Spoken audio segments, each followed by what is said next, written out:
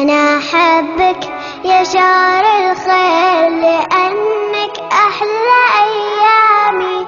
أحب أزور أحبابي وأخوالي وعمامي. أنا أحبك يا شهر الخير لأنك أحلى أيامي. أحب أزور أحبابي وأخوالي وعمامي.